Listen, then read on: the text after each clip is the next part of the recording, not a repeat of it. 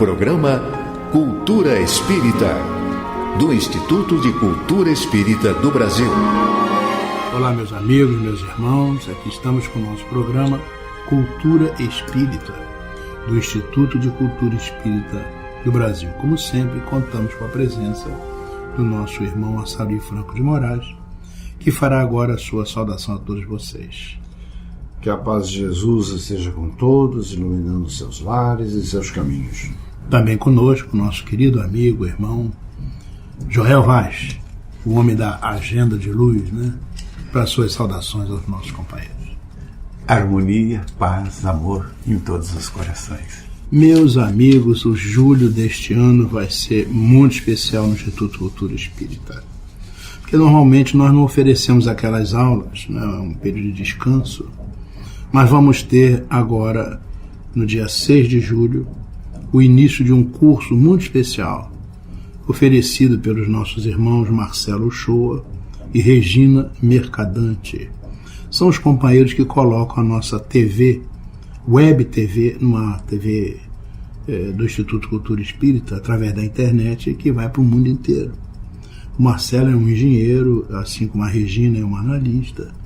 São criaturas maravilhosas, voluntários do Instituto. O que a gente percebe é que muitas pessoas gostariam de ter um conhecimento um pouco maior dessa questão de tecnologia e essa ligação com o espiritismo. Os companheiros são espíritas, militantes, né? E são engenheiros que trabalham nessa área.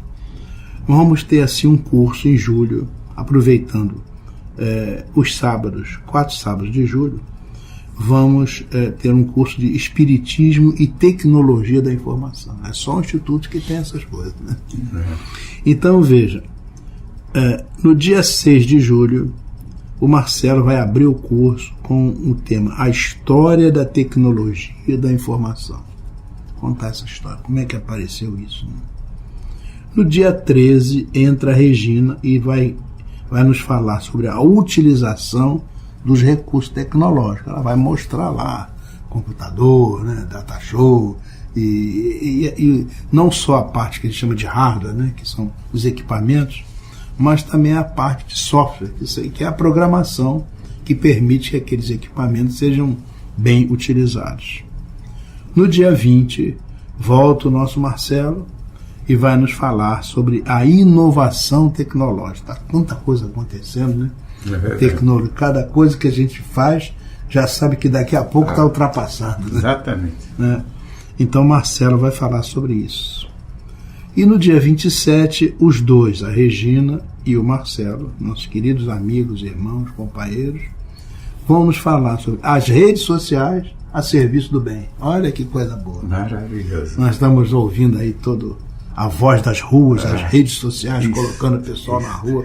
Agora você imagina um trabalho sobre as redes sociais a serviço do bem. Isso é espiritismo, né? É a proposta espírita, é muito bonito. Eu fico muito feliz porque esses dois voluntários podem oferecer esse trabalho no nosso instituto. Mas o mês de julho, como disse, é um mês especial. Essas aulas serão ministradas das 13h30 às 15 horas. E das 15 horas às 17 horas, nós vamos ter as aulas chamamos tópicos especiais, onde o Instituto convida as pessoas para trafegarem um pouco naquilo que nós chamamos as fronteiras do conhecimento. No dia 6 agora, vamos ter o nosso querido irmão Paulo César Frutuoso. Ele vai falar sobre o diálogo entre o mundo material e o mundo espiritual. Diálogo entre encarnados e desencarnados. Vai discutir as coisas mais recentes que existem sobre isso. No dia 13, o Assaruí, que está aqui conosco, né, Assaruí, vai nos levar para essa ideia de redes. A questão das redes e a sustentabilidade da vida. É um desafio, né, Assaruí? No dia 20, o nosso amigo José Henrique Rubim, médico famoso, né, companheiro muito bom nosso, vai trabalhar a sociedade e espiritualidade. E finalmente, no dia 27, fechando esse mês especial de tópicos, né, na fronteira do conhecimento. O Luiz Eduardo Brandão, que é doutor em física, etc., né? Ele vai apresentar Do Caos ao Cosmos. Olha que programação. Né? Vai ser uma programação, todos estão convidados. É um julho imperdível ali na nossa sede, na Rua Ibituruna 53, no Maracanã. As pessoas podem comparecer livremente, não há nenhum problema. Podem se comunicar conosco através dos telefones 2224-1060, 2224-0736. Ainda temos os nossos e-mails, Instituto de Cultura Espírita do BR, @gmail.com, ou ainda culturaespírita@oi.com.br. Também todo esse material pode ser acessado na página nossa, o site www.portaliseb.org.br, onde está lá também, através de uma ligação, nossa TV, a TV, a Web TV, né? TV ICEB, à disposição de todos os nossos companheiros. Então é um trabalho rico, né? Disponível, e ficamos muito felizes em convidar todos para que participem. A TV ICEB já está no ar full time? Não. Está no ar o tempo todo. O tempo todo, 24 horas 24 horas, só pegar. Que maravilha. E acessar todo esse trabalho do Instituto, essas aulas, né? Porque o Instituto não é um centro espírita, né? Trivial, não é como os outros. É um instituto para estudar a doutrina, né? E nós oferecemos, através dos estudos e pesquisas dos nossos trabalhadores, né? Oferecemos ao movimento espírita coisas que normalmente o centro espírita não é capaz de fazer, né? Não é o caso dele. Então é esse o escopo, para isso que ele foi fundado, né? Para trabalhar esse conhecimento espírita profundamente marcado em Kardec, né? Absolutamente marcado em Kardec, e porém ligado a tudo aquilo que está acontecendo hoje no mundo do conhecimento, da cultura, é sempre atual. Mas você tem algumas coisas para nos dizer, não é? Tem, antes de mais nada, nossa agendinha aí. Antes de mais nada, dizer que tem uma vaga a menos nesse curso de tecnologia. Você vai estar lá. É a minha. Muito bom. Muito bom. Também vou estar lá, se Deus quiser. Se Deus quiser. Bom, a nossa agenda hoje vai andar pela zona norte do Rio de Janeiro, particularmente pelo Meier. Na Rua Torres Sobrinho 43, vocês vão encontrar o Centro Espírita Lázaro, Amor e Caridade. Um lugar sereno, pleno de paz, com muito amor. Todas as terças-feiras, às 18h30, tem palestras sobre o Evangelho segundo a doutrina do Espírito, mostrando a sua importância na condução das nossas vidas. Neste dia também tem atendimento fraterno, no mesmo horário, mas no salão do lado. Todas as quintas-feiras, às 19h30, estudo sobre o Livro dos Espíritos. E aos sábados, às 15 horas, estudo sobre a doutrina, tendo como base a obra de Kardec e as obras de Chico, de Valdo, Raul Teixeira e outros grandes médiuns. Ainda no Meier, encontramos o Grupo Espírita Fabiano, que fica na Rua Paulo Silva Araújo, 52. Mais um ninho de amor e conforto espiritual. A programação do Grupo Fabiano é de dar água na boca. Toda segunda-feira, às 20 horas, no auditório tem palestras sobre diversos temas. Tem ainda trabalho de passes, atendimento fraterno, com o grupo de médiuns da casa. Na terça-feira, às 20 horas, estudo sistematizado da doutrina espírita. Um mergulho mais profundo nas questões da doutrina, como mediunidade, reencarnação e outros temas de muito interesse. Na quinta-feira, a partir das 15 horas, estudo com um palestrante que orienta as questões que são abordadas. Além disso, passes e atendimento fraterno. Já sábado é com a Mocidade Espírita. A garotada maravilhosa está lá convidando os jovens para conhecer uma belíssima programação. Que bom. Domingo, a programação começa às 8 horas da manhã, com um mundo de atividades. Parabéns para este incansável grupo de Fabiano. No dia 6 de julho, sábado e domingo, das 8 até as 18 horas, vai acontecer o segundo encontro estadual de ação social espírita, lá no Pará, promovido pela União Espírita do Pará.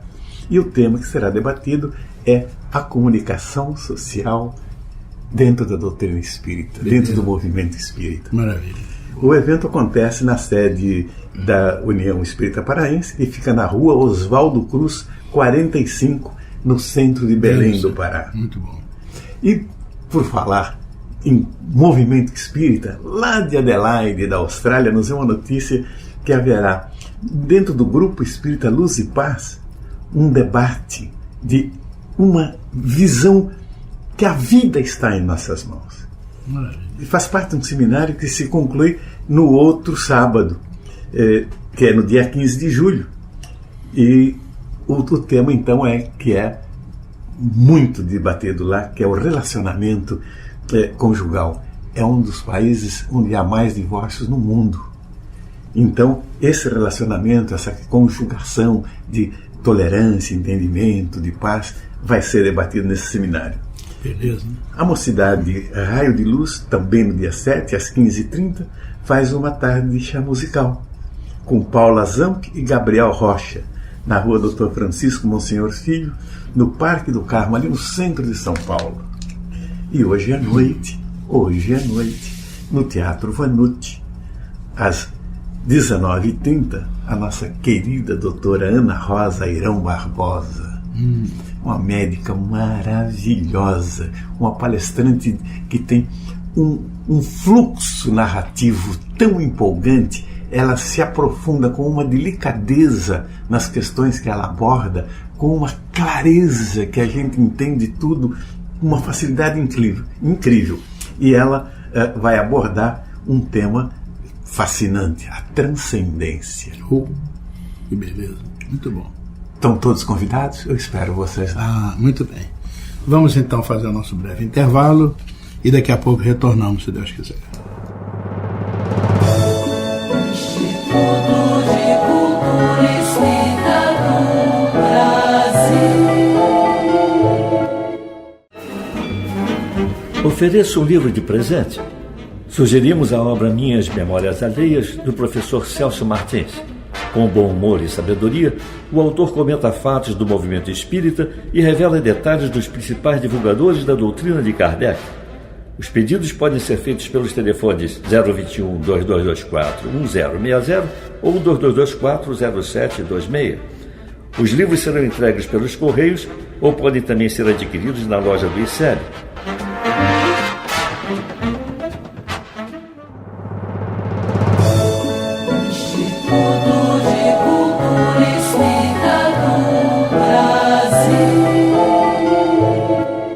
Olá, meus amigos, meus irmãos, estamos retornando com o nosso programa Cultura Espírita, do Instituto de Cultura Espírita do Brasil, pelas ondas amigas da emissora da Fraternidade, Rádio Rio de Janeiro, 1400 kHz.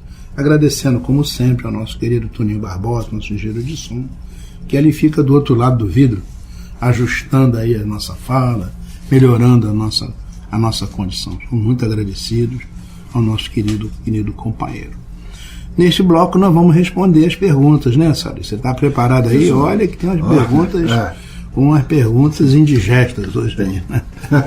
A nossa irmã Dulce Maria de Oliveira, lá de Petrópolis, nos manda a seguinte questão: como podemos entender a figura da porta larga e da porta estreita que está nas Escrituras? Quem é Sário? Dentro de todo aquele simbolismo inteligente e didático de Jesus, né, nós temos sempre como entender perfeitamente isso, e a pergunta dela é apropriada nessa medida,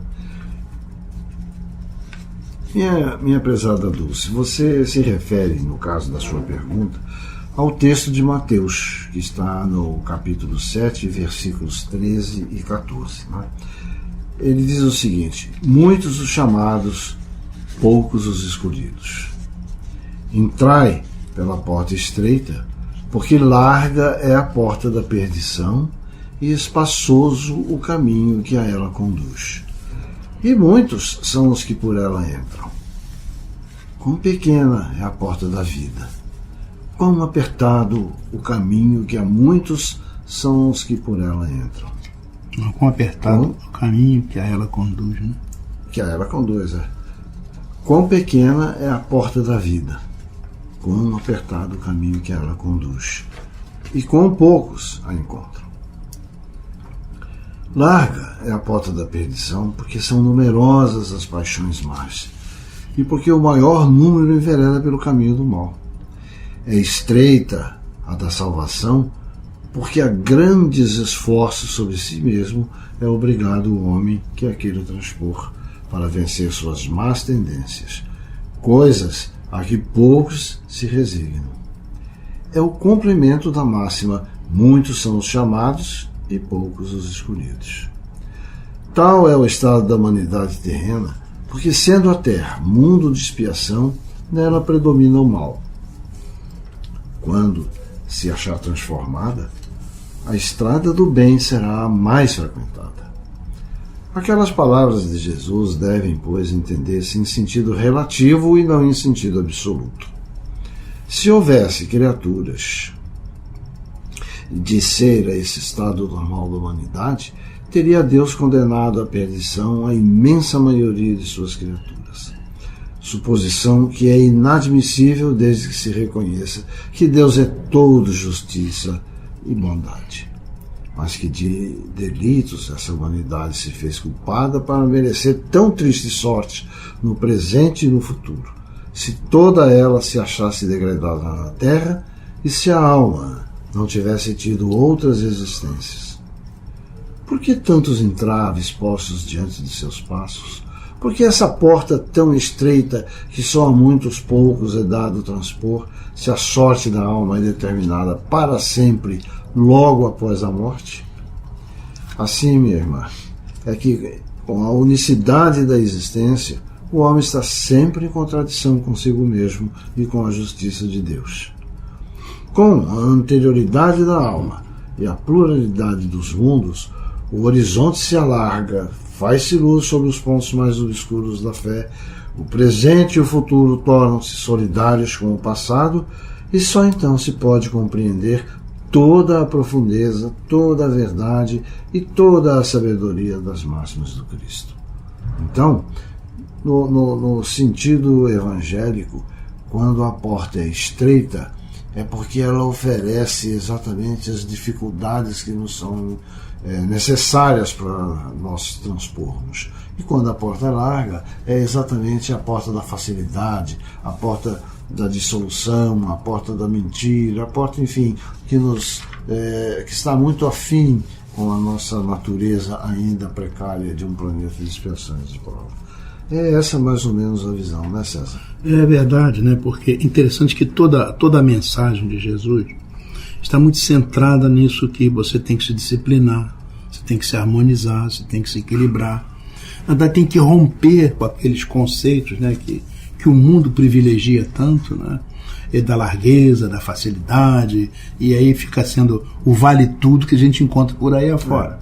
Esse vale-tudo acaba gerando problemas sociais tremendos que nós encontramos, não apenas no nosso país, mas no mundo inteiro, nas relações entre os países, né? Então, a gente está pensando, eu acho que com Jesus, e com essa leitura que a doutrina espírita nos oferece, num tempo novo. E esse tempo novo vai exigir de cada um de nós mais disciplina, mais respeito, mais autocontrole, né? Enfim, concentrar a nossa visão numa forma de viver diferente daquela que a gente tinha até aqui. É verdade. Por isso, essa ideia da porta, que é romper com esses padrões aos quais nós estamos viciados há tantas encarnações, isso é um desafio. Nós temos que fazer, se é que realmente queremos conquistar a felicidade para a qual nós fomos criados. É verdade. Mas a nossa irmãzinha Dulce coloca uma outra questão aí. Olha, essa também é difícil. Hein? Diz ela, eu tenho um parente que é protestante convicto, ela coloca, né? Qualifica. E ele afirma que a passagem em que Jesus expulsa os vendedores do templo é verdadeira. E eles foram açoitados. Será que isso tem uma explicação? Olha, Dulce, que a passagem bíblica tenha um fundamento, não há dúvida. Ainda hoje, os que vendem nos templos toda sorte de bênçãos, graças, favores divinos, amuletos, imagens, são os teimosos herdeiros dos que eram vendilhões do templo. Nós não temos dúvida de que o degradante espetáculo do comércio em um local de respeito muito incomodou a Jesus. E isso ficou registrado nos evangelhos de João, de Marcos, de Lucas, de Mateus. Os 4, né? Todos os 4 evangelhos, chamados evangelhos sinóticos, né? Os evangelhos canônicos, todos eles reproduziram essa passagem, né? Bom, a situação era a seguinte: era a época da Páscoa. A Páscoa era uma festa religiosa extremamente importante, a mais importante entre os judeus. E não deixa de ser também entre os cristãos, né? É verdade. Esse era um momento muito importante para a religião judaica, pois representava a passagem do homem velho, pecador, para o homem novo, em busca de Deus. Era então um momento da renovação espiritual. Mas não era isso que Jesus via. E sim um ambiente cheio de animais, sujeira, gritos, pessoas comercializando e trocando dinheiro, risos, em tudo absolutamente alheios aos valores que o templo representava. Então, os evangelhos, eles relatam que Jesus teria dito: tirai daqui essas coisas, não façais da casa de meu pai uma casa de negócios. Isso está no Evangelho de João, capítulo 2, versículos 15 e 16. E mais, segundo Mateus, isso já no capítulo 21, versículos 12 e 13, Jesus teria dito: está escrito, a minha casa será chamada casa de oração. Vós, porém, a fazeis covil de salteadores. Os evangelistas, ao ressaltarem esse episódio, eles também relatam as críticas contundentes que Jesus fez aos sacerdotes do templo, que permitiam aquele comércio nocivo e ganhavam participações nas vendas.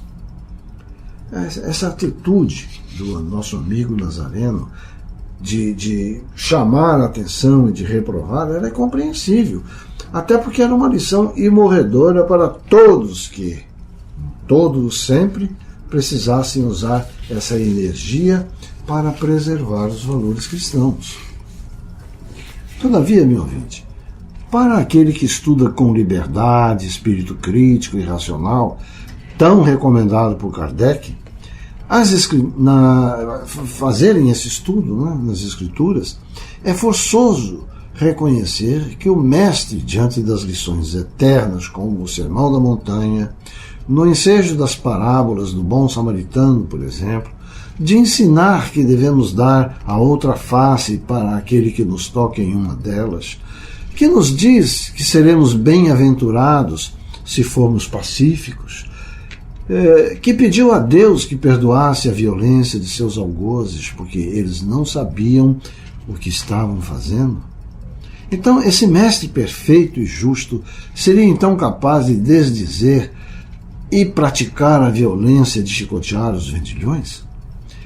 Isso, ele estaria então privilegiando o castigo físico sobre a lição de moral.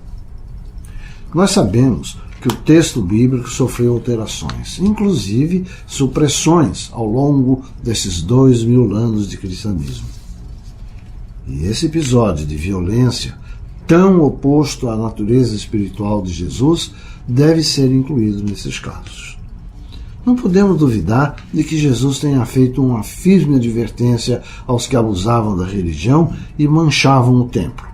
Tudo isso nos moldes do que ele fez com os escribas e fariseus. Mas chicoteá-los não faz sentido. Veja bem, não faz sentido porque o principal chicote de Cristo foram exatamente as suas palavras, foram as lições de moral, de ética, as advertências. Talvez aí, né, pelas traduções dos textos bíblicos, talvez aí pelas interpretações, tivesse aparecido a ideia do chicote, né? Mas seria um chicote moral, né? Um chicote da palavra, um chicote da advertência, que deve ter ferido a consciência culpada daqueles que estavam deturpando a casa do Pai. E Jesus claramente sabia, né? Sabia que as pessoas vinham de muitos lugares para essa festa da Páscoa, que era a festa principal. Diga-se passagem, a Páscoa é a base de todo o nosso calendário hoje, né? Foi colocado pelos cristãos. Todas as datas religiosas. Então, tem a referência à Páscoa. E é uma figura literária daquela época, chicotear com palavras. Isso. Era passível até Jesus sabia, né? Jesus claro, sabia claramente disso, né? E sabia o nível evolutivo das pessoas. Veja bem, pessoas vinham de tudo quanto é parte, trazendo dinheiros diferentes. Então elas trocavam o dinheiro, né? O câmbio. Agora, acontece com o tempo, isso foi se misturando, né? Aquela parte de sacrificar animais, sacrificava desde a pombinha pequenininha até touros, e vários touros. A estrutura de sacrifício no tempo era uma coisa gigantesca. A construção, a arquitetura, tinha canaletas por onde o sangue dos animais descia, ficava aquele cheiro, aquela coisa, mas era o costume da época. Isso é terrível, não tem nada a ver isso com o que Moisés ensinou, né? Misericórdia, quer e não sacrifício, dizia Jesus.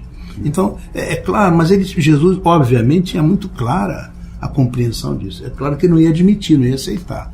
Mas a gente fazer isso, como disse a Saruí, e sair espancando as pessoas, vai a uma distância.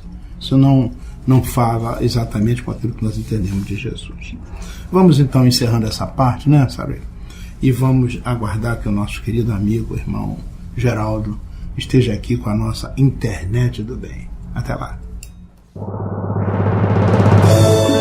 Instituto de Cultura Espírita do Brasil.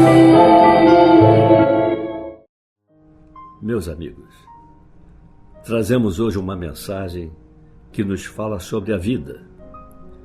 São reflexões sobre esta maravilhosa oportunidade que a misericórdia do Pai nos concede de viver mais uma experiência no corpo físico. A grande viagem do Espírito. Vale a pena viver e aprender. A vida não espera. Por onde você for, o tempo não para. O que ficou, ficou. O que se foi, passou. É a vida em movimento. Somos viajantes eternos em nossas trilhas. Parece que somos passageiros da eternidade, mas a verdade é que somos eternos dentro do temporário. Ou seja, somos o eterno no movimento da vida que segue. Na natureza, tudo passa. O traço característico da existência é a impermanência. As coisas mudam. Pessoas e situações vão e vêm em nossas vidas, entram e saem na esfera de ação do nosso viver. A vida é assim. Há um tempo para tudo. O amanhecer, o meio-dia e o anoitecer. Da mesma forma, há um tempo para semear e colher, nascer, viver, partir, renascer e seguir. Tudo passa. O que marca é a experiência adquirida. As culpas e as mágoas também passam. No rio da vida, as águas do tempo curam tudo, pois diluem no eterno as coisas passageiras.